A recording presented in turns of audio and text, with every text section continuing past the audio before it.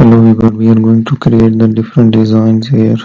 We will generate it, then make the further design into that.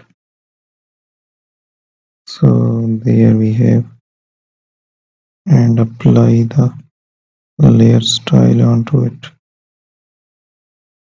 So that it is. Again use the pattern stamp there.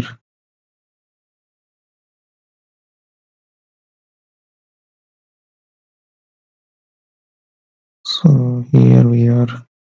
Apply to fill up the whole area. Make a elliptical shape with the bigger option there. It's a shape as well. That is the palm or something to create the